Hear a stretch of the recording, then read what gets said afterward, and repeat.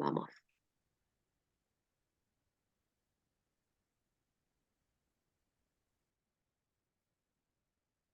Hola, buenas tardes, bienvenidas, bienvenidos. Estamos admitiendo a las personas.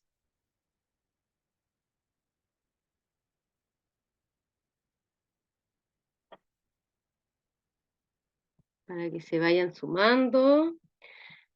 ¿Cómo están? Si quieren pueden ir dejando en el chat que está activado, pueden dejar desde dónde se conectan. Hola, hola. Desde qué país, hola, buenas tardes, bienvenidas, Buenas bienvenidos, tardes. Hola, buenas De acá de tardes. Villa Alemana. bienvenida. Muchas gracias por la invitación. Me encanta participar con ustedes. Y mil disculpas si no he podido conectar en los otros anteriores, pero me encanta conectarme con ustedes. Muchas gracias, bienvenida Valeria. Muchas gracias. Bueno, bienvenidos todos, bienvenidas todas, desde Río de Janeiro está la Liliana, como siempre acompañándonos. Pueden contarnos si es la primera vez que se conectan con nosotros, cómo conocieron a la fundación. Buenas tardes de San Vicente de Tahuatahua, bienvenidas. Vamos a esperar unos minutitos, siempre dejamos unos 5 minutos como para que la gente termine de conectarse, algunos llegan justo así a aprender el computador y todo eso, así que vamos a esperar unos minutitos y después ya arrancamos con este 25º encuentro de la red. Buenas tardes desde Concepción, buenas tardes, bienvenida Patricia, gente de Iquique, de Chiguayante, Concepción, bienvenidas. Hay hartas personas invitadas por Francia también. Tenemos, a ver, este encuentro es importante que sepan que queda grabado. Después nosotros lo subimos al canal de YouTube, así que después lo pueden compartir también con algunas personas que capaz no pudieron estar hoy día, así que esto queda grabado. Estoy invitada por Ingrid Román, soy de Villa Alemana, de Santiago, de la comuna de Arauco. Tenemos gente de todas partes, de la región de O'Higgins, de Las Cabras, ay qué lindo Las Cabras. Bueno, estamos, hay hartas personas conectadas, somos 50 personas conectadas. De Maipú, hay harta gente de Maipú también. Y creo que vamos a dejar un minutito más para que se sumen las últimas personas y ya arrancamos. Después pueden seguir, por supuesto, sumándose personas, pero también para respetar el tiempo, porque es importante que nos atengamos a que esto empieza a 5:30 y 6:30 idealmente vayamos terminando, porque todos tenemos que seguir con nuestras actividades. Les voy a pedir que mantengan sus micrófonos apagados. No sé, hay algún micrófono veo. ¿Alguien está escuchando la radio? Ahí, súper. Ya. Entonces, vamos a ir partiendo porque para que no se nos pase el tiempo. Bueno, buenas tardes, mi nombre es Caterina Balsecchi, yo soy la gestora de la red de cuidadoras de la Fundación CAI. Hoy día estamos acá reunidos para este 25º encuentro online de la red. Y para empezar, quiero presentarles a Marcelo, que es el director de la fundación, que les va a decir algunas palabras. Marce. Hola, hola, muy buenas tardes a todas y todos. Qué felicidad tener tanta convocatoria. Sean todas bienvenidas y bienvenidos. Yo soy Marcelo Mayra, director ejecutivo de Fundación Educativa Creatividad, Aprendizaje e Innovación. Para los que se conectan por primera vez y no nos conocen, nosotros somos una fundación educativa que promueve la inclusión. Abordamos el desafío de la neurodiversidad y así como la Cate lo acaba de comentar, hoy día estamos comenzando este 4.º año de desarrollo de este maravilloso proyecto, la red de cuidadoras y cuidadores de personas autistas y con necesidades especiales del neurodesarrollo. donde participan personas de todo Chile y de muchos países también de Latinoamérica. Hoy día está con nosotros una querida colaboradora de la Fundación, así que eso, sin más, doy de nuevo la palabra a Kate para que comience este encuentro y reitero en nombre de todo el equipo de la Fundación nuestros agradecimientos por su participación, ¿ya? Eso, ahora que a disfrutar de esta sesión. Maca, muy bienvenida, muchas gracias por estar acá. Buenísimo, Marce. Bueno, como dijo el Marce, y en honor al tiempo, partimos rapidito. Quiero presentarles a Macarena Kreft. Macarena es fonoaudióloga, tiene un montón de conocimientos y es súper generosa con nosotros en compartirnos todos estos conocimientos que tiene. Ya hemos contado con ella en otros encuentros anteriores que ustedes pueden revisar en nuestro canal de YouTube. Y nada, nos quedamos con la Maca, vamos a hablar de este tema que es tan importante y ojalá tengan ahí lápiz, papel para tomar apuntes porque la cantidad de información que vamos a recibir en este momento, lo bueno es que después lo podemos volver a revisar el encuentro y volver a tomar apuntes porque sacamos siempre muchos aprendizajes, mucho conocimiento de estos encuentros. Así que bienvenida Maca, la pantalla es toda tuya. Y cualquier cosa, estamos aquí atentas.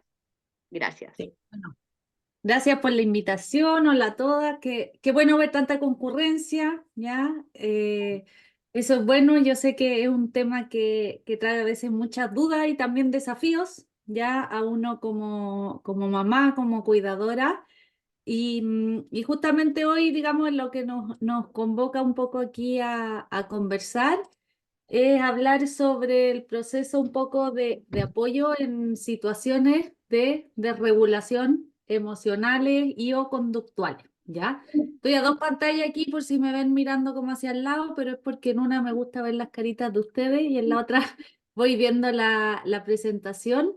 Sé que es un tema que trae hartas dudas a veces como personales, que da mucho para ir conversando. Así que si quieren, a medida que vamos viendo, pueden ir dejándome dudas en el chat o levantando la mano. Sí, un poco en pro del tiempo, yo sugiero a veces hacer más generales las preguntas que tan específicas por el contexto, la situación en que estamos.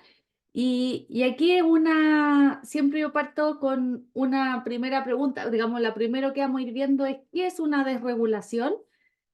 ¿Por qué es tan importante la evaluación? Y finalmente, ¿cómo determinar los mejores apoyos? Finalmente, eso es lo que uno se enfoca, en ver los apoyos emocionales, conductuales, en pro de ir logrando esa regulación. Entonces, siempre lo primero es preguntarnos y poder definir qué es una desregulación emocional y conductual, porque no siempre es una desregulación, ¿ya?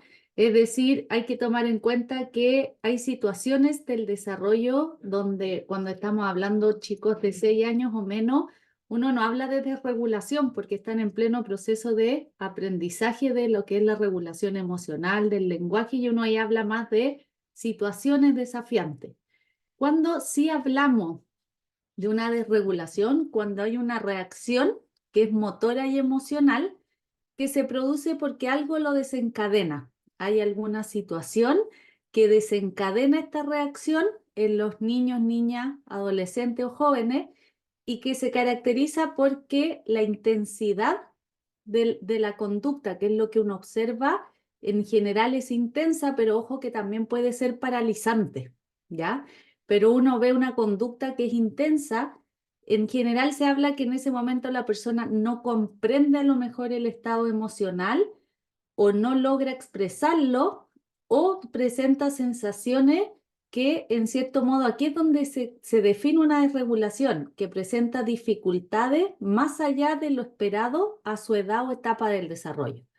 Porque que un niño a los 2 años, 3 años, a lo mejor frente a un no, lo lleve a una reacción más motora que uno ve, que puede ser como un llanto, el tirarse al suelo, etcétera, es esperado a su edad.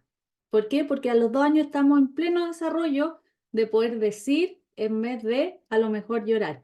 Pero claro, cuando eso sucede en un chico a los 7, 8 años, no es esperado a la edad esa reacción tan intensa, y también en cierto modo es porque no logra autorregularse y volver a ese estado de calma, y esto también es fundamental, y que no desaparece después de 2 o más intentos de un adulto de lograr esa regulación.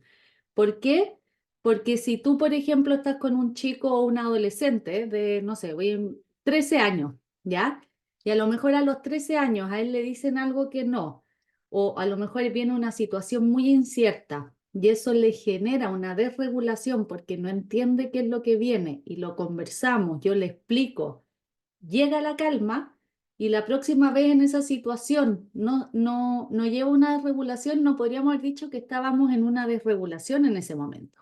¿Por qué? Porque con la estrategia que sirvió esa vez, luego no sirvió. Entonces, ¿cuál es el punto? Que la desregulación emocional es una característica, ¿ya? Que puede estar acompañado de una condición, pero no es un diagnóstico en sí, ¿ya? La desregulación emocional es una característica que se puede acompañar, por ejemplo, de una condición como puede ser autismo, de déficit atencional, que en general es más común, pero tampoco es que toda persona autista se desregula, no, ¿ya? No es que sean de la mano, pero sí a lo mejor hay más posibilidad de llegar a una desregulación por ciertas características también del autismo. Se da en distintos grados.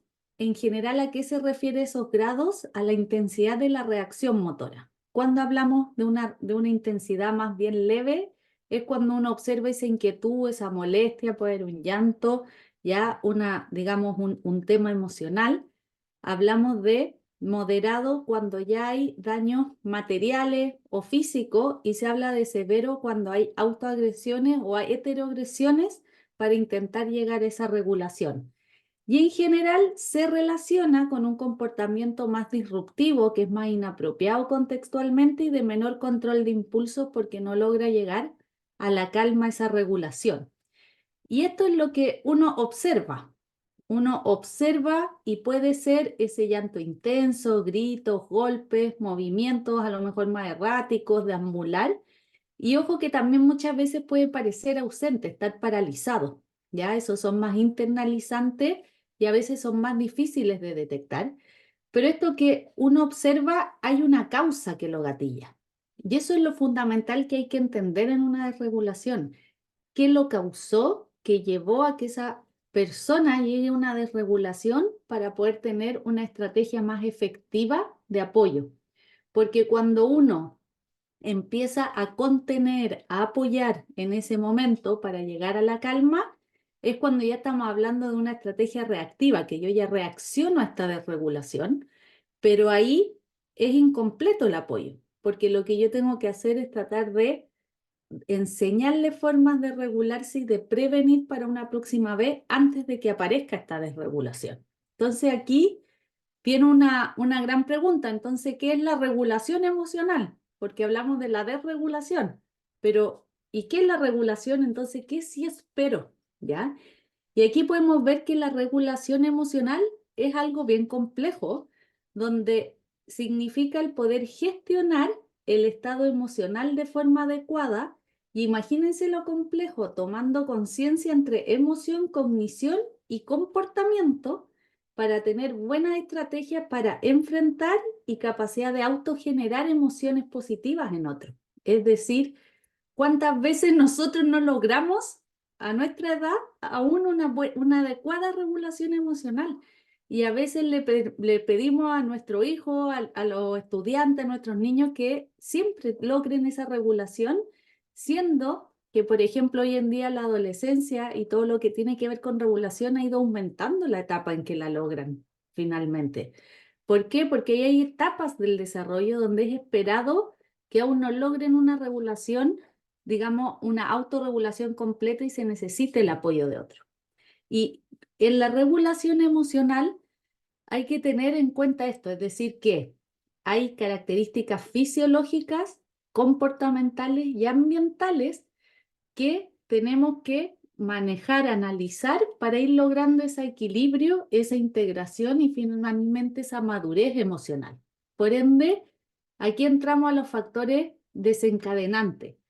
puede haber una característica o rasgo asociado ya a una condición que lleve a que a lo mejor tenga más desencadenantes, como puede ser la intolerancia a la incertidumbre, como puede ser dificultad en función ejecutiva, pero a su vez hay factores que son estresantes tanto del entorno físico como social. Y ahí es donde justamente entramos nosotros, porque muchas veces los adultos podemos ser los gatillantes ya de una desregulación en nuestro actuar también.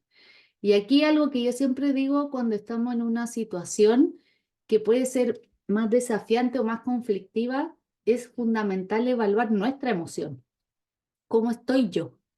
Porque yo, en general, cuando estamos en una situación más desafiante, uno también tiene que regularse para decir, yo soy el adulto, yo tengo que mantener la calma, y eso, el irnos identificando a nosotros, nos permite finalmente, como digo yo, no subir en conjunto en esa desregulación.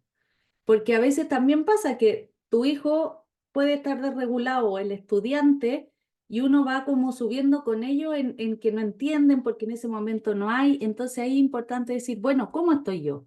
Si yo también estoy molesta o yo también estoy enojada, a lo mejor yo necesito mi espacio y decir, te veo molesto, voy a calmar, voy a ir a la cocina, pero aquí estoy si me necesita, respirar y volver para volver con la calma también. Entonces, el comportamiento de uno es fundamental también cuando estamos ahí y por eso es donde entramos a esto. ¿Cómo determinamos los apoyos necesarios si yo tengo un hijo, un estudiante, un familiar que a lo mejor tiene mayor situaciones desafiantes si es que es menor de 6 años o mayores desregulaciones? Y ahí siempre lo primero es evaluar. Muchas veces sucede que se parte al tiro dando estrategias reactivas, pero ha faltado este proceso de evaluación, determinar qué es lo que lo está causando para ahí poder desarrollar un plan individualizado que nos permite dar los apoyos más necesarios, ¿ya? ¿Por qué? Porque si no, como se dice como modismo en chileno, es como cuando uno da palos de ciego. Ah, tenemos que abrazar, tengo que alejarlo, pero eso es reactivo. ¿Y qué está pasando antes? Entonces ahí a veces, yo siempre digo, cuando uno tiene un buen plan, uno debería rápidamente esperar y ver que disminuyan en frecuencia las desregulaciones o disminuyan en intensidad. No hay un apoyo mágico que sea de un día a otro. Y algo que siempre uno habla cuando hablamos con los papás, cuando hay estas situaciones, es que también muchas veces vamos a usar muchas estrategias y igual va a aparecer esa desregulación, pero lo que uno quiere es que aparezca en menor intensidad, ¿ya? En un principio. Y, y aquí es donde entramos a esto. Lo primero es decir, ¿qué es lo que nosotros vemos? Esto es lo que observamos, ¿ya? Pero tenemos que identificar siempre qué sucede antes y qué sucede después. Y el qué sucede antes son los antecedentes, son los que pueden desencadenar o los acontecimientos que rodean a eso que observamos. Y ahí hay que decir qué lo puede causar. Se habla de que los antecedentes pueden ser contribuyentes internos de la persona, es decir, por ejemplo, que uno esté enfermo y a veces no sé que estoy enferma, pero yo y ahí todos tenemos que pensarlo, cuando tú andas resfriado o te duele la cabeza, en general uno anda, entre comillas, más intolerante. Entonces puede que más rápido reaccione o responde. Cuando uno tiene hambre, yo siempre me río, yo tengo 2 hijas y yo a ella siempre, cuando uno empieza a reconocer el hambre, por ejemplo. Entonces hay veces que yo a mi hija siempre le hablo del pitufo gruñón. Entonces hay momentos en que ellas ahora a mí me dicen, como mamá, parece que es hora de comer, tienes el pitufo gruñón. Y ellas me identifican a mí, por ejemplo, cuando es hora de comer, porque me deben ver que respondo más rápido u otro. Entonces, ojo en eso, a un niño a veces hay que irle enseñando eso, las ganas de ir al baño y un gatillante es la ansiedad, ¿ya? La ansiedad, sobre todo cuando ya hablamos, la ansiedad va a depender de la edad, cómo se expresa, pero por ejemplo el mutismo selectivo es un signo de ansiedad. La fobia escolar también es un signo de ansiedad y luego ya más adolescentes pasan a trastornos generalizados de ansiedad que pueden llegar a ser trastornos de pánico. Pero la ansiedad es un gatillante de una desregulación.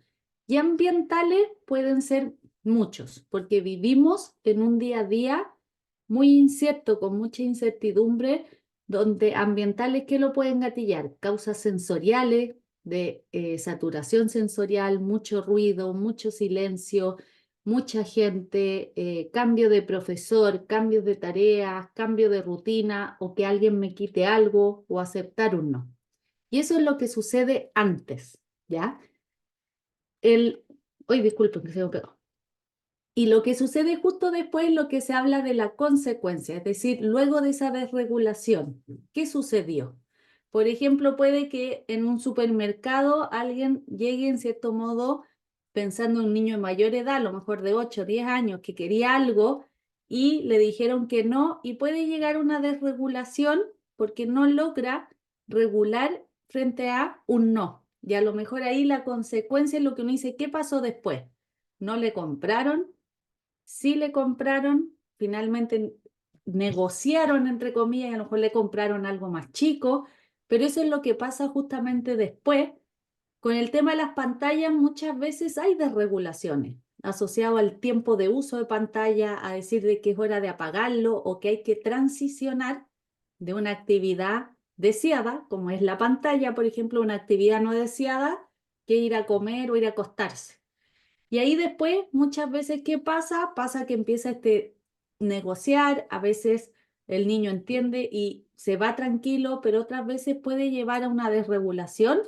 Y esto es algo fundamental. Muchas veces pasa que finalmente empieza a haber una pelea entre las figuras paternas, ya mamá, papá, a veces mamá, abuela, digamos, entre los cuidadores. ¿Por qué? Porque en esas situaciones de estrés, una gran dificultad, siempre digo yo, es como ser equipo en ese momento.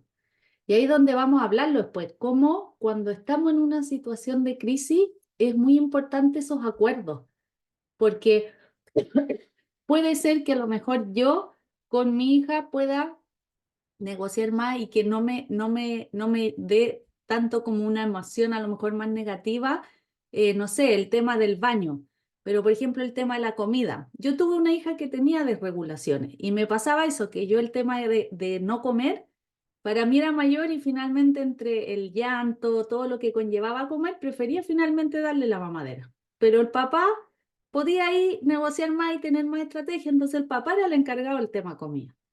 El baño, porque había un tema sensorial, era un caos bañar a mi hija y finalmente, ¿qué hacíamos? Yo sí me encargaba del baño, veía si por juego no, finalmente yo era, ¿quieres por la buena o por la mala? Ella misma me decía a veces por la mala y se metía hasta ella misma con ropa, pero se bañaba.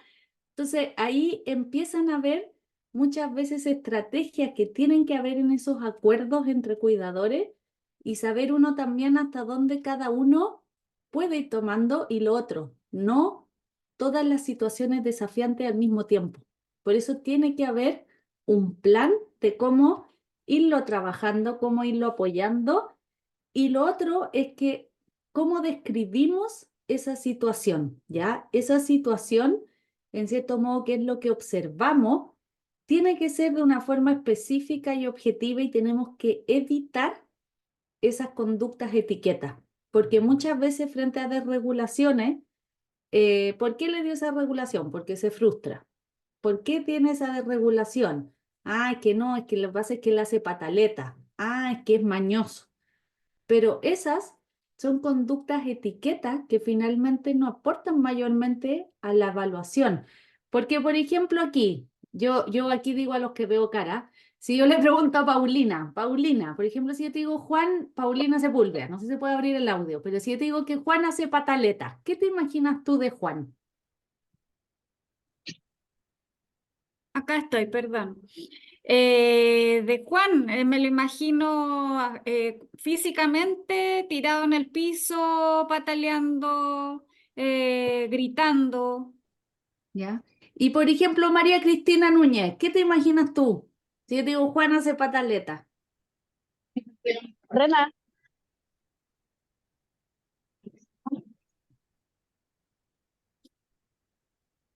ahí sí, Sí. hola. Un niño tirando las cosas, gritando, eso básicamente, tirando lo que tiene en la mano. Y ahí te fijas que cuando uno imagina, uno se imagina distintas cosas. ¿Por qué? Porque en general tú te vas a imaginar la última experiencia que tú tuviste frente a un niño o un joven que hacía una pataleta o lo que para ti es la pataleta. Entonces, ¿qué es importante? No, uno en general tiende a usar eso, pero siempre si yo digo, por ejemplo, es que el problema es que mi hijo se frustra. Es que mi hijo hace pataleta. Bueno, ¿y qué es esa pataleta? Por ejemplo, en este caso, el Juan hace pataletas, ¿ya? Sería que Juan grita, se tira al suelo y tira cosas, pero si no le dan lo que quiere. Y te fijas que ahí ya te permite ir viendo, decir cuál es el problema. Cuando le dicen un no, cuando a lo mejor transicionan a una actividad no deseada, y ahí uno empieza a ver cómo esto puede ir en escalada. ¿Por qué eso es importante identificarlo? Porque yo aquí, cuando me toque en un momento tener que decirle que no a Juan o tener que decirle no es el momento, yo sé que se puede desencadenar esto, por ende voy a usar ahí las estrategias. Por ejemplo, Sofía se porta mal con su hermano. Todos nos podemos imaginar distintas situaciones porque se porte mal. Y al escribirlo, por ejemplo, podría ser que Sofía golpea, empuja, pellizca y araña a su hermano si él le quita un juguete. Por ende, ahí, ¿qué es lo que te permite decir? Bueno, ¿qué es lo que sí quiero que haga Sofía? Quiero que Sofía aprenda a compartir, que aprenda a aceptar un no, que a lo mejor respete turno. Entonces, me permite ir viendo de otra forma qué es lo que queremos. Y por eso, la primera parte de la evaluación es reunir información, es decir, hacer una serie de preguntas de qué está sucediendo en diferentes contextos para ver qué es lo que gatilla esta desregulación. Entonces ahí existen diferentes estrategias como puede ser una entrevista que se hace específica donde se va preguntando cuándo es más frecuente que se dé, cuándo es menos frecuente que se dé. Y también uno hace esto que es lo que se llama un registro ya de conducta donde uno ve justamente qué sucede antes, qué es lo que observo y qué sucede después. Y aquí yo se lo llevo a un ejemplo, ¿ya? Este es, por ejemplo, un niño que yo veo en que había una situación desafiante, ¿ya? En que esto es lo que ve esa mamá o ese docente, es decir, que se le ve molesto, dice no grita, lanza un objeto, se golpea en la cabeza, puede llegar a golpear al adulto y después haber un llanto intenso. Esa es la escalada que uno observa en esa desregulación. Y ahí era donde íbamos viendo en qué situaciones pasa esto. Este era para el colegio, por ejemplo, en la sala, en el patio, en el comedor, en el baño, en otro lugar.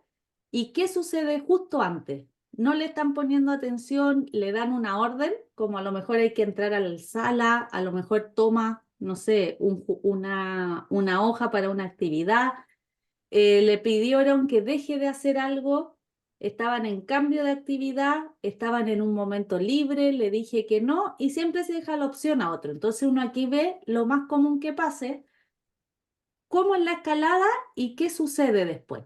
De esta forma uno va registrando. ¿Por qué es importante registrar? Porque yo registro más de una vez. ¿Para qué? Para ver si efectivamente es esa la causa, hay un patrón en común para poder dar esos apoyos más específicos, ¿ya? Entonces eso uno lo va haciendo. Este era, por ejemplo, para otra niña donde íbamos viendo qué era lo que sucedía antes. En el caso de ella se inquietaba, apuntaba, se pegaba en la frente con algo o lanzaba un objeto. ¿Por qué es importante medir y evaluar antes? Porque nos permite saber cuál es el motivo, cuál es la causa, pero también al momento de dar los apoyos nos permite ver si disminuye la intensidad o si es que ya no aparecen, ¿ya?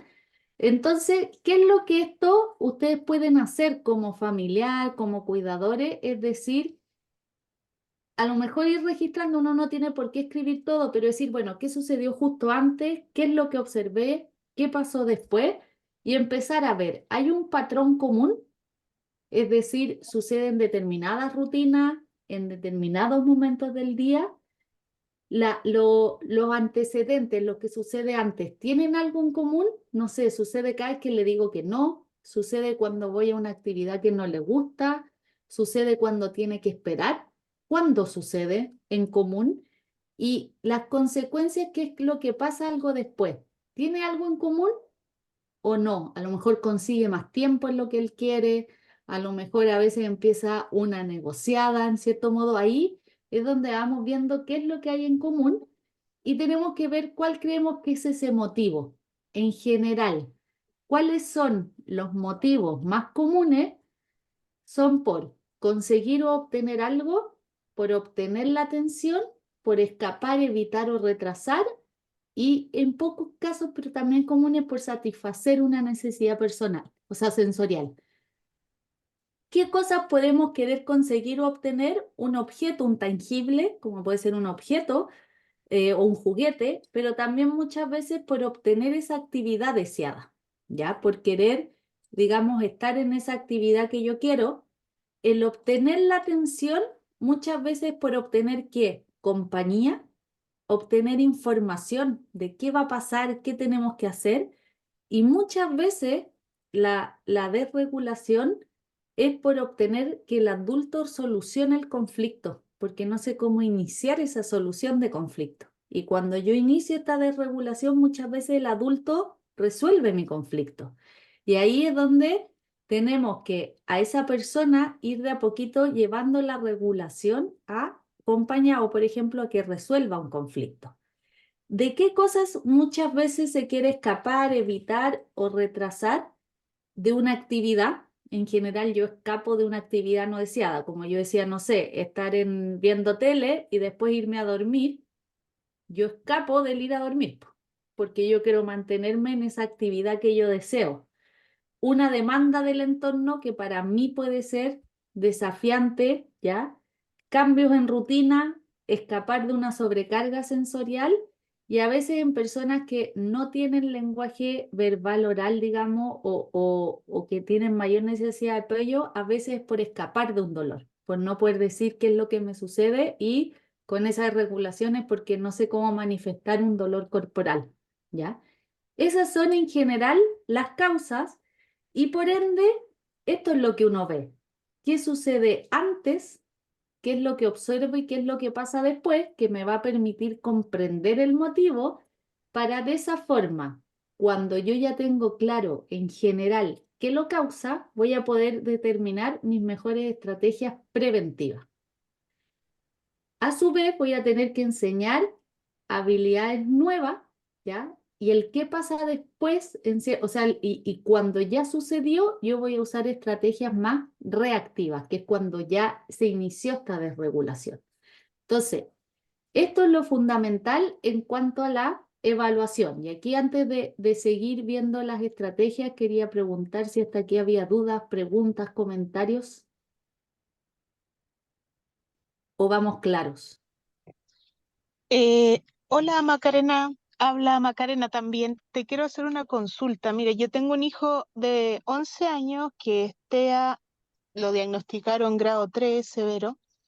Ya él es, bueno, no habla, habla muy poquito, tiene como mutismo selectivo y me pasa muy parecido a lo que tú estás diciendo, las desregulación y todo, pero yo, ¿cómo puedo diferenciar si es manipulación de parte del niño? ¿Por qué lo digo? Porque, por ejemplo, cuando está el papá o está el hermano, él se comporta bien, en general normal, pero si llego yo, es conmigo que hace, no sé, los llantos, los gritos, si yo no le doy algo, no lo tolera, pero si, por ejemplo, el papá le dice que no, lo tolera. Entonces, ¿cómo puedo diferenciar si de verdad está desregulado o hay algún tipo como de manipulación ahí en ese sentido? Yo creo que ahí hay que eliminar un poco ese término de manipulación o no, ¿ya? Puede ser que en cierto modo al papá le acepte un no, y ahí yo diría, y algo que yo invitaría a ver, ¿qué estrategias usa el papá, por ejemplo, que hace que a lo mejor él pueda aceptar ese no versus contigo? Y ahí yo lo que hago es justamente ver eso. ¿Qué pasa después? A lo mejor, a lo mejor, y lo que creo que puede ser es que también sea un llamado de atención a ti. Y ahí donde uno dice a lo mejor, es que es manipulación, pero a lo mejor él, al tú decirle que no, claro, tú después empieza una conversada, empieza una atención en que finalmente él con esa regulación obtiene tu atención. Y ahí a lo mejor lo que podríamos decir es cómo hago para que eso mismo que él quiere me lo diga de otra forma, a lo mejor comunicación funcional u otro objetivo. ¿Me explico? Ahí es donde Sí, tenemos que ir viendo y ahí es donde yo invito un poco mucho a esa situación de nuevamente evaluar, ¿ya? ¿Qué es lo que sucede? ¿Me explico? sí, gracias. ¿Ya? Y miren, ahí estaba ahora como veo que vamos bien en el tiempo, ¿ya? Dime Verónica antes. Hola, eh, mi nombre es Verónica, yo tengo una chica de 11 años, está evaluada con TEA grado 2. Mi hija sí habla, Ujú. pero tengo un tema con ella. La Matilde siempre se desregula cuando, un ejemplo, yo le digo, no te puedo comprar, tiene obsesión con los lápices. No puedo comprarte los lápices. Tú tienes, o hagamos algo, siempre se desregula con la palabra no. He tratado de ver cómo manejar eso, porque he visto que muchos niños con TEA, la palabra no les desencadena esto, y no sé cómo manejarlo. Mira, voy a hacer algo. Te voy a dejar pendiente tu respuesta porque nos estamos yendo a estrategia y después lo vamos a ir conversando, pero ya, después al final si no te voy a dar de nuevo el paso de Verónica porque quiero explicarte esto, ¿ya? Ya. Que va a ayudar un poco a responder eso. Acuérdame, Verónica, si no, y después levantar la mano de nuevo. ¿Cuál es el punto y qué es lo que quiero llegar? Les voy a mostrar con un ejemplo cómo ustedes podrían hacer. O sea, por ejemplo, esta es una situación en colegio, ¿ya? José está en recreo, suena el timbre, José se puede alterar, gritar, pueden aparecer estereotipias, ¿ya? ¿Y qué pasa después? No entra a la sala, lo llevan a la oficina. Si yo digo, esta es la situación, y a lo mejor, ¿ya?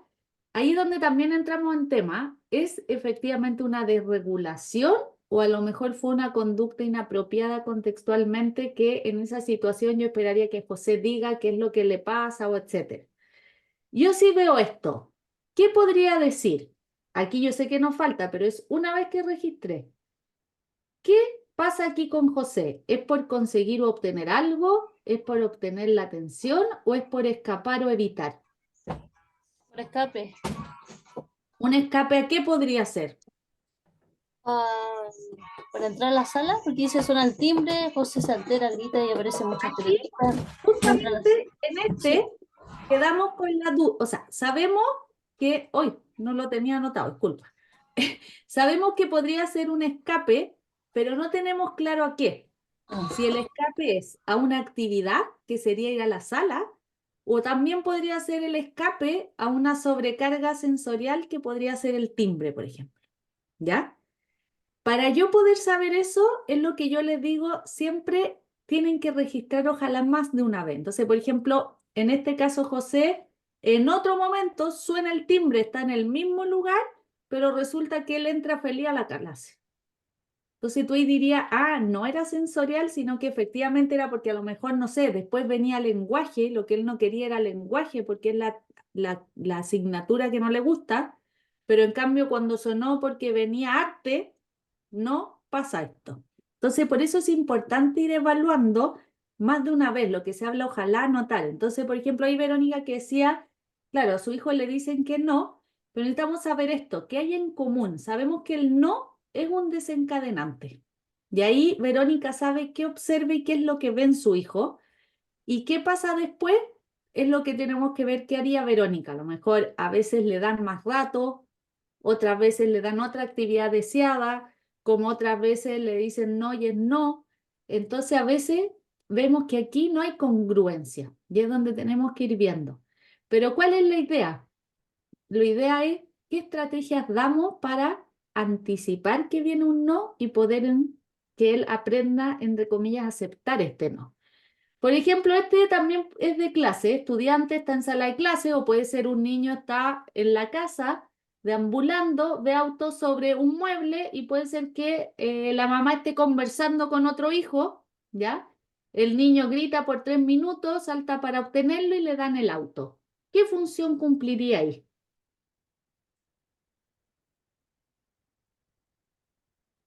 Sí, porque la mamá está hablando con otra persona por atención. Podría ser por obtener atención. Silvana tiene aquí expertía. O Puede puede ser, ser por el auto, porque puede ser por obtener la atención sí. o puede haber sido por obtener ese objeto. Lo más probable acá es que si le dieron los autos, quedó tranquilo y la mamá volvió a conversar con el hermano y se calmó, sería por el auto. Entonces te fijas que justamente es importante eso. ¿Por qué? Porque lo que yo quiero llevarlo es que no nos basta quedarnos con este cuadrito. Acá tendríamos que pensar ahora y decir, ¿y qué sí queremos que haga? Por ejemplo, acá, el que pide gritando un objeto, si es que tiene 2 años, 3 años, 4 años, es esperado. Pero ya si tuviera 8 años, yo esperaría, y ahí es donde yo digo, ¿qué es lo que sí espero?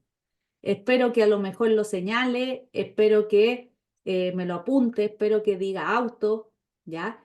A su vez que aprenda a que le digan que no y que aprenda a esperar a que a lo mejor la mamá tiene que primero resolver con el hermano y después le va a poder dar el auto. Entonces yo aquí es donde tengo que pensar qué es lo que sí espero que haga, porque muchas veces pasa eso, nos quedamos en lo que no queremos. Y si yo me quedo solo en lo que no quiero que haga, ¿cómo voy a usar las mejores estrategias? Entonces, por ejemplo, acá hay otro, que justamente Verónica, mira, venía, le dicen que no, porque es hora de ir a comer, y el niño estaba jugando. Él tira los juguetes, dice que no quiere, la mamá conversa con él, y esto finalmente va en escalada. Ya termina llorando, hay un llanto. ¿Qué función estaría cumpliendo ahí?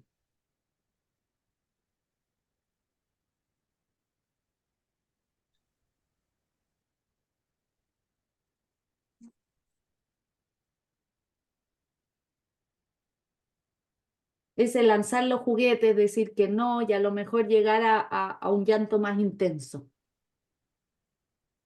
Ahí está en un grado, en un proceso que se conoce como pataleta, Ya, pero eso es lo que pero ¿qué es ¿cierto? lo qué función está cumpliendo, entre comillas, esa pataleta? Llama la atención. El Pero es demostrar llamar, que no quieren hacer eso. Lo que Decir ya, dice la Francia, que no que está de quiere seguir, acuerdo. que ya, que quiere él no seguir está de jugando. acuerdo. Lo que él está Siempre lo diciendo mismo. es, yo quiero seguir jugando y no Es quiero ir capaz a de comer. evitar o retrasar. ¿Ya?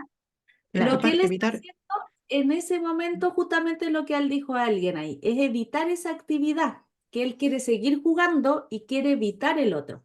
Entonces, eso a lo que voy yo, que con esto te permite ir viendo más objetivamente, yo tengo que verlo desde el niño. Porque si me quedo en una pataleta, que está frustrado, sí, eso puede ser el nombre que le ponemos a lo que veo. Pero ¿qué función cumple para ese niño? Es, en cierto modo, decir, quiero mantenerme jugando, quiero estar aquí. Y aquí es donde uno diría, bueno, ¿y qué esperaríamos que sí haga? Que diga, dame un ratito más, que acepte un no, que sepa transicionar a lo mejor a una actividad no deseada, que aprenda a esperar.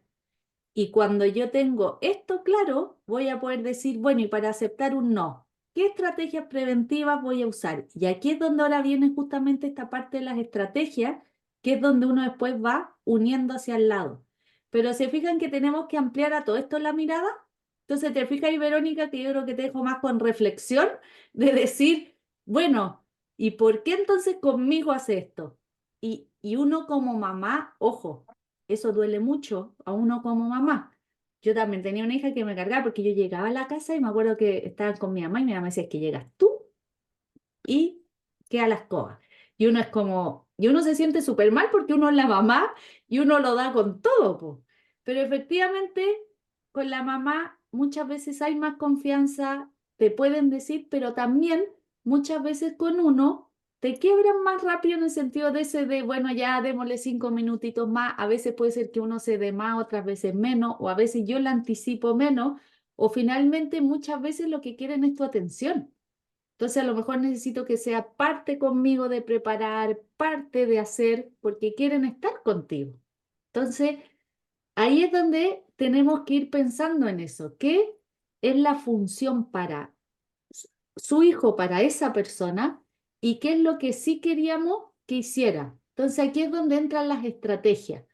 Cuando hablamos de estrategia en situaciones de desregulación, hay estrategias que son preventivas, que lo que intentan es justamente modificar antes el contexto centrado en decir qué es lo que lo causa, ¿ya? Para que ojalá no se desencadene. Y las reactivas son cuando ya se desencadenó esa desregulación, yo poder ponerlas en acción, ¿ya? Y tenemos enseñanza de nuevas habilidades que van a ser transversales. Pero el centro de donde dar la mayor estrategia va aquí, en las preventivas, ¿ya? Entonces, dentro de las preventivas, yo las agrupé aquí como entré por una cosa de tiempo y no quedaríamos como para un segundo conversatorio ahondar más aún en estrategias, pero por ejemplo, lo primero es comunicación funcional. Es decir, si mi hijo, y ojo, porque a veces puede tener lenguaje verbal oral, pero en una situación de desregulación no usa ese lenguaje oral, como puede que no lo tenga. Entonces, lo primero es cómo dar una comunicación funcional para que en ese momento me lo pueda decir de una forma que sea más adecuada a ese contexto. Y ahí es donde entran muchas veces los pictogramas, los comunicadores orales u otros. También es fundamental todo esto de las agendas visuales, o sea, de todas las ayudas visuales, como son las agendas, las secuencias, indicadores de duración de actividad, mapas de contingencia, donde a lo mejor, por ejemplo, yo puedo tener una agenda donde le digo, bueno, es que ahora terminó el juego, después vamos a comer, no sé, después viene el baño y después nos vamos a acostar. Y el niño entiende que en cierto momento acabó el juego, pero después a lo mejor viene un rato de juego en el baño. Entonces sabe qué es lo que va a hacer, en qué momento. Y lo otro, muchas veces cuando hay escape a tareas que no le gustan, es intercalar tareas y por sobre todo elegir opciones. Por ejemplo, yo puse acá un ejemplo de tener que escribir erizo, pero yo lo puedo escribir a lo mejor en arena, lo puedo escribir en un lápiz o lo puedo escribir en un computador. Cosa de que yo al darle opciones, él ya elige y eso motive más. Y frente al no, ya que aquí Verónica, espero que te sirva mucho. Algo que sirve mucho para aceptar un no, uno es usar lenguaje positivo. En vez de un no, no corras, ¿qué digo? Camina. En vez de decir no grites, decirle te escucho, dime, habla. No centrarme justamente en eso que no quiero. Pero lo otro que sirve mucho para aceptar un no es siempre indicar cuándo sí. Por ejemplo, ahora no están disponibles los bloques porque vamos a comer y después vienen los bloques. Es decir, a todos, y eso yo siempre digo, piénsenlo ustedes, ¿qué te calma? No sé, si tú te ibas a juntar ahora a las 6:30 con la persona favorita en el lugar favorito y resulta que son las 7:30 y no ha llegado esa persona. Y llega y te dice, que me atrasé, estaba trabajando y aparte ya no vamos a ir a ningún lado. ¿Cómo es tu reacción? Te vas a enojar. Pero si esa persona te escribe a las 6:20 y te dice, ¿sabes qué? No sé, me atrasé, no voy a poder llegar, pero mañana sí vamos a ir, ¿cómo es tu reacción? O sea, siempre cuando te dicen que no, el cuándo sí te va a calmar. Entonces, por eso el mezclar las preventivas con el enseñar nuevas habilidades van de la mano. Porque yo le digo, a lo mejor ahora no está la pelota, pero cuándo sí va a estar. Y ahí el otro tema que se apoya mucho es cómo apoyar este apoyo de intolerancia a la incertidumbre, que fue un conversatorio que se hizo antes y que ahí lo pueden ver, que también ayuda mucho a cómo anticipar esos cambios de rutina, esos cambios inciertos que pueden ser para mí. Y entramos también en las estrategias reactivas, que eso es cuando ya se desencadena. Y ahí es donde es importante como familia, como equipo de apoyo, si es un contexto escolar, tener un protocolo de crisis. ¿En qué sentido? En decir, bueno, ¿y qué pasa si empieza esta desregulación? Que quede una persona a cargo, que esa persona trate de contener, de estar ahí, no hablar mucho, pero dar opciones de regulación y por sobre todo autoelogiar cualquier regulación que haga la persona. Y ojo, la contención física no es una estrategia de regulación emocional. La contención física solo se usa en casos de situaciones extremas, cuando puede haber un atentado, personal a la salud, como puede ser, no sé, un niño que va a romper un vidrio. Uno ahí naturalmente va a tomar a ese niño para que no rompa un vidrio. Pero ojo, muchas veces los chicos en situación de desregulación, lo primero es validar la emoción de la persona y mía. Decir, te veo enojado, te veo molesto, quiero que sepas que yo estoy aquí para ayudarte. Si, ojo, si ustedes ven que está muy molesto y puede haber un golpe a otra persona o algo, decir, te veo muy molesto y tengo miedo que me pegues. O tengo miedo que le pegues a otro. ¿Por qué? Porque es fundamental que cuando a uno está enojado y el otro te dice, oye, te veo muy enojado, ¿qué hace uno? Uno como que al tiro se conecta con su emoción y uno dice, o si otro te dice, a mí me ha pasado a veces,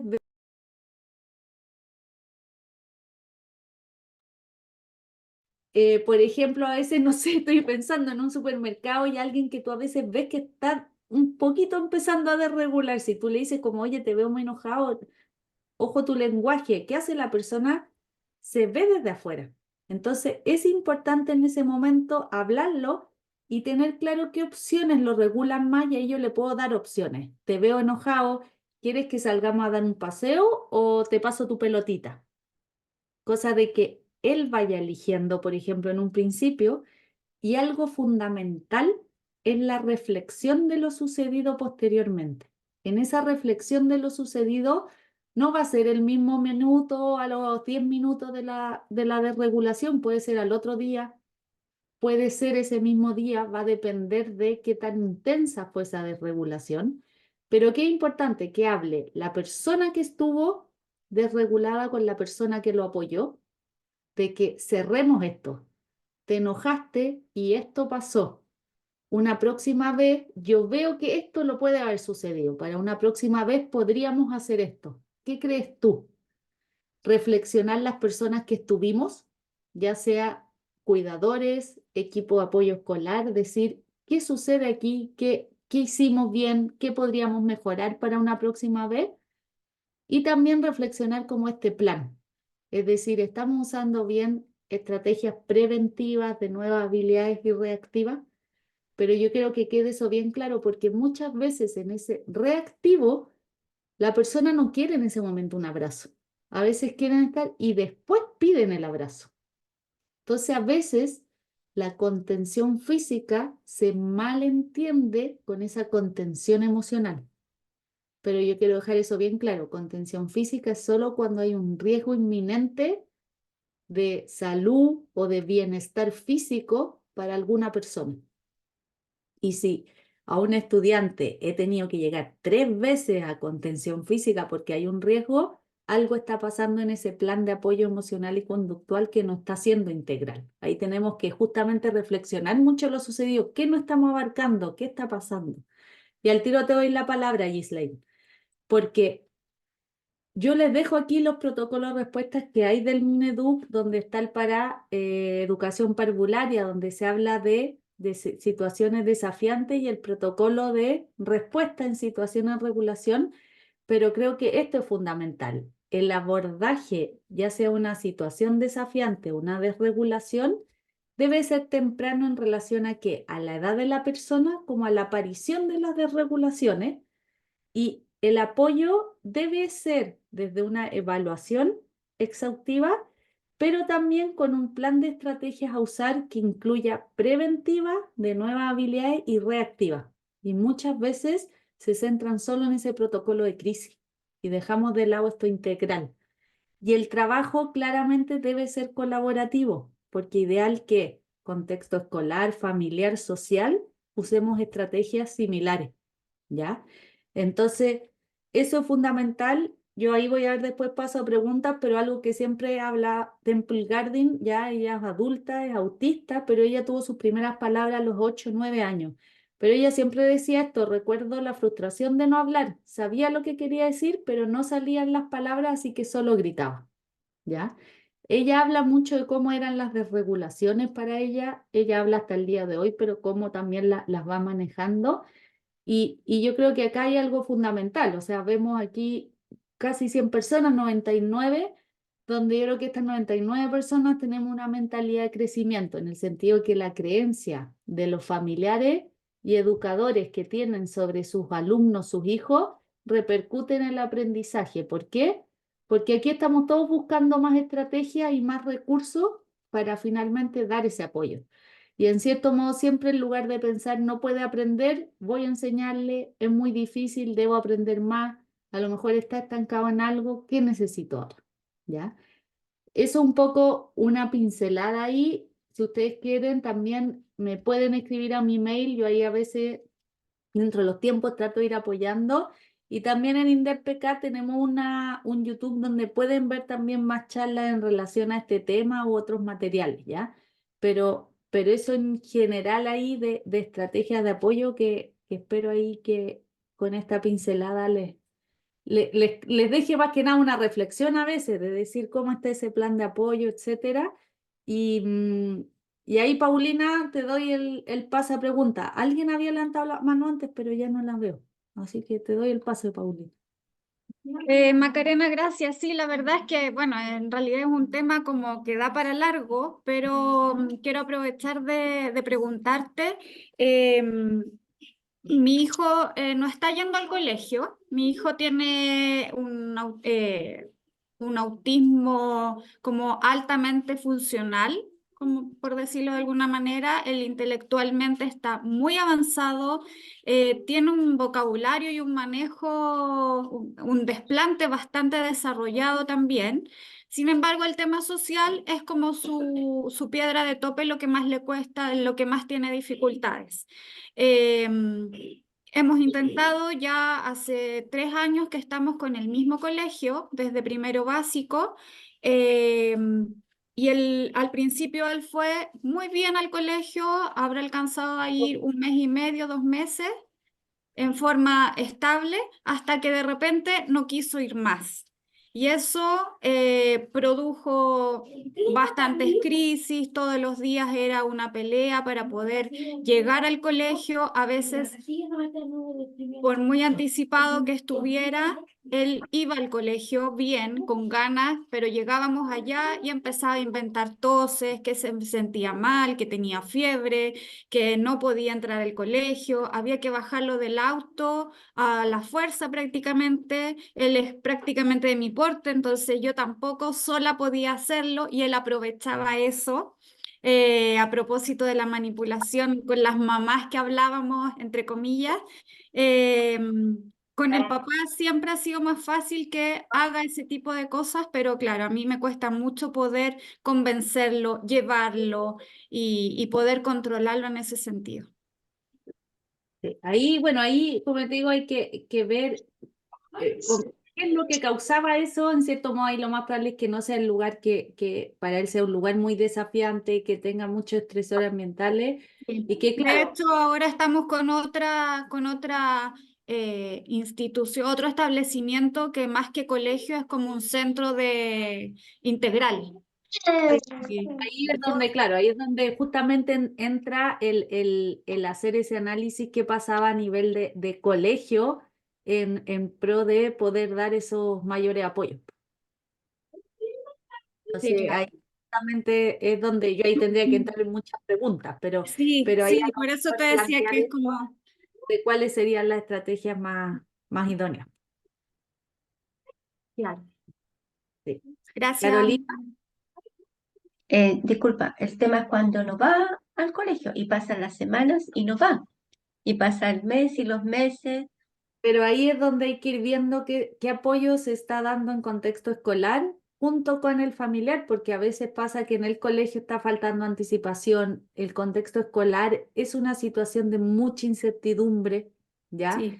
Ahí es donde yo les sugiero complementarlo, como yo les digo, con ese conversatorio que hubo de la intolerancia a la incertidumbre, porque justamente muchas veces ellos tampoco saben expresar qué es lo que sucede ahí, pero necesitamos dar más estrategias de apoyo en ese contexto escolar también.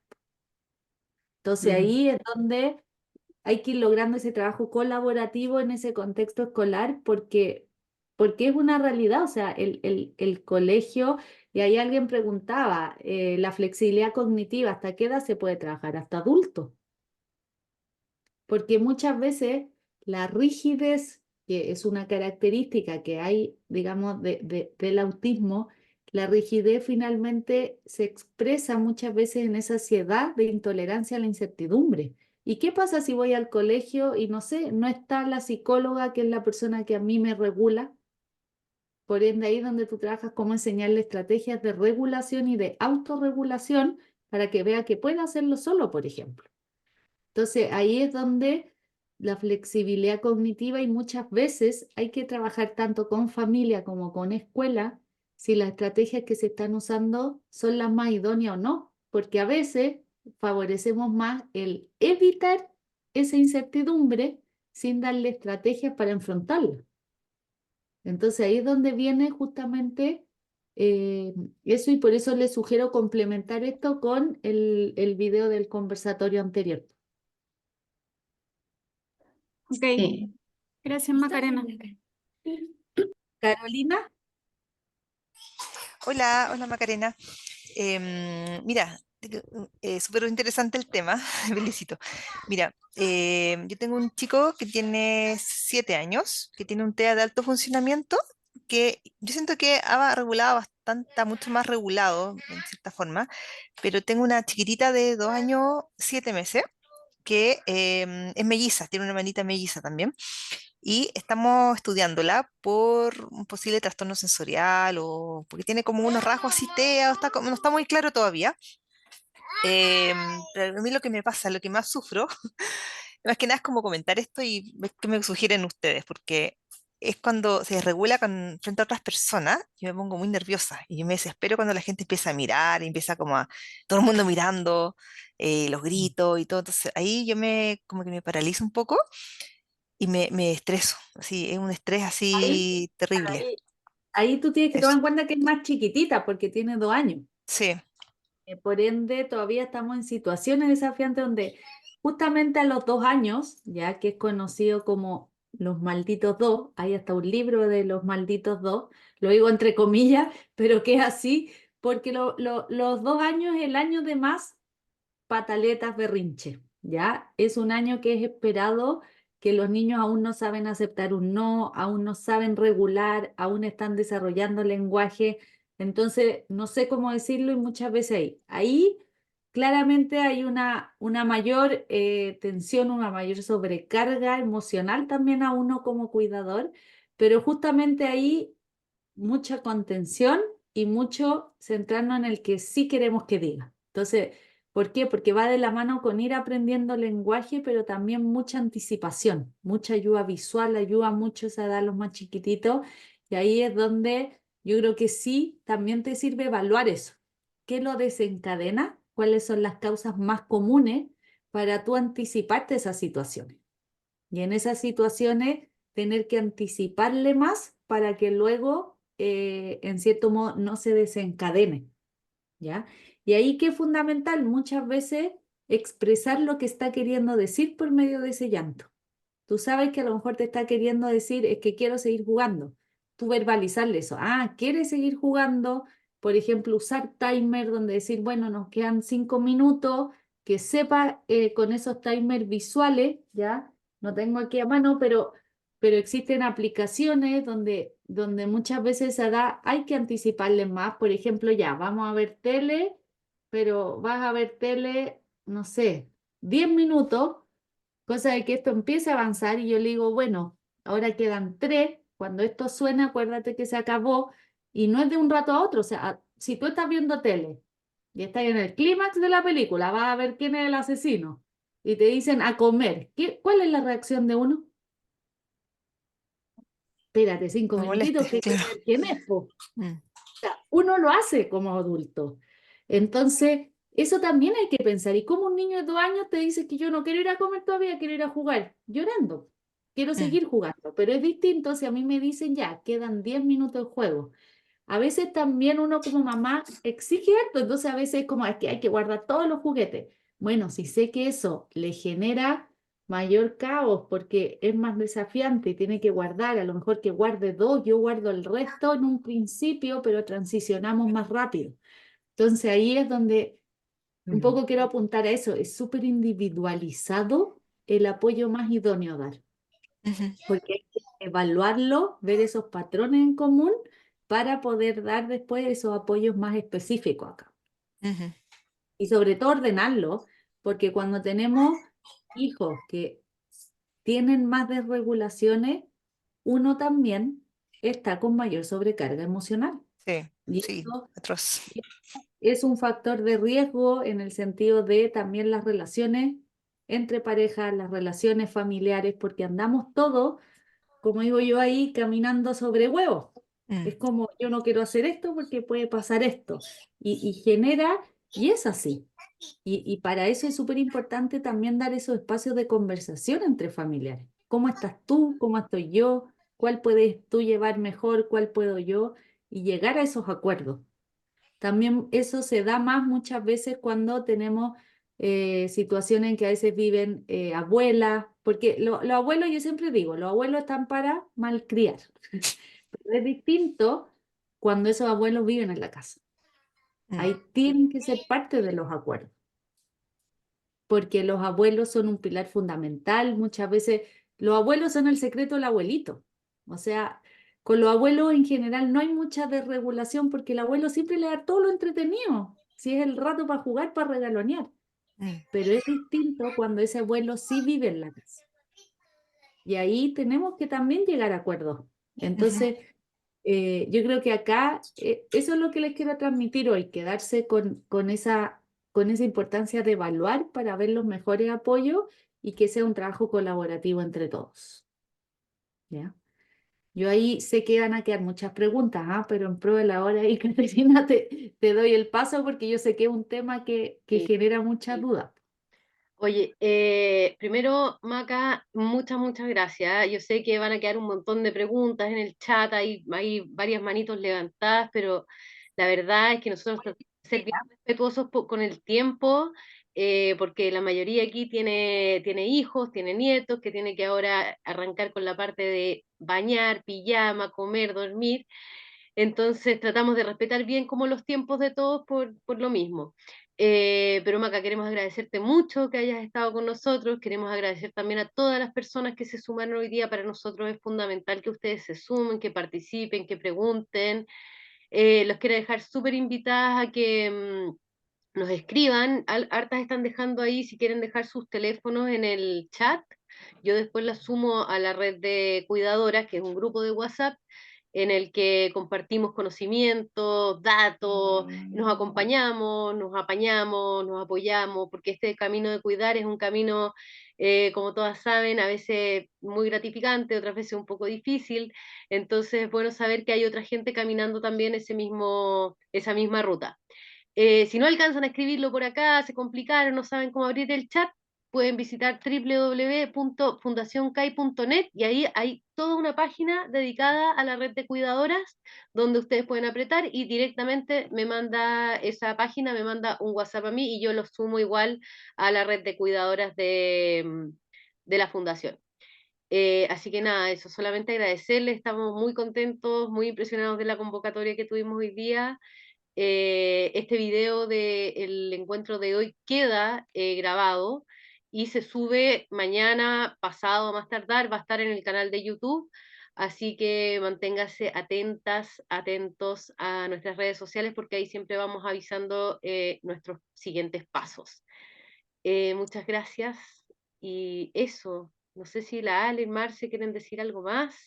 Y yo quiero decir unas pequeñas palabras, Janita, también si tú quieres comentar algo. Nada, también reiterar los agradecimientos.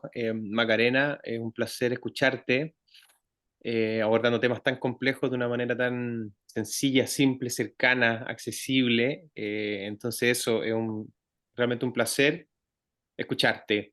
También es importante que sepan todas las personas que están conectadas que durante este año vamos a estar realizando de manera mensual estos encuentros online. La Maca también ya ha participado en ocasiones anteriores, entonces es muy interesante también cómo se sigue profundizando, ¿no? Estos temas son complejos y requieren, así como también la Maca lo acaba de decir, primero instalar reflexiones, pero también seguir trabajando en conjunto, en comunidad, con expertos como ella y como otras personas que han participado. Y también agradecer la presencia a Silvana, a la Francia, a Liliana y a muchas otras personas que han estado desde el inicio. Este es un proyecto que este año está partiendo el 4.º año de desarrollo, así que Kate, Ale, felicitaciones. Y eso, sigamos creciendo, sigamos acompañándonos, visiten nuestra página, súmense al WhatsApp. Janita, ¿quieres comentar algo así para cerrar? Sí, muy cortito, agradecer a la Maca, muchas gracias Maca por estar acá en, en CAI nuevamente. Y bueno, yo creo que el gran valor que nos propone siempre Macarena es la posibilidad de empoderarnos como cuidadoras, porque muchas veces sentimos como las terapias o las respuestas hacia las necesidades de nuestro hijo, nuestra hija, como algo tan lejano y en lo que muchas veces no podemos participar, y Macarena nos abre la mirada de que en el fondo podemos siempre tener más herramientas para poder leer como qué está pasando dentro de quienes a veces no pueden comunicarse de manera tan fluida todavía, cómo podemos ayudarles mejor, comprender sus necesidades, y eso, en el fondo, poder decir, sí, puedo tener un método propio y no estar siempre tan tomada emocionalmente, también nos puede ayudar a ir avanzando de a poquito. Así que muchas gracias, Macarena. Esperamos siempre contar contigo. Eso, vamos a ir cerrando este encuentro que estuvo realmente maravilloso. Nos vamos con harta información. Yo sé que ustedes estuvieron todas aquí presentes, pero yo les recomiendo volver a revisar este material porque a uno se le escapan algunas cositas y en verdad podemos hacer la tablita. Es como bien, la Maca tiene esa capacidad de transmitirnos las cosas como si fueran tan fáciles de hacer. Así que eso, muchas gracias por estar y nos vemos en un próximo encuentro. Muchas gracias. Muchas Chao, gracias. chao. Que esté muy bien. Chao, chao. Gracias. Chao, Chao, chao. gracias. Muchas gracias. Bien. Gracias.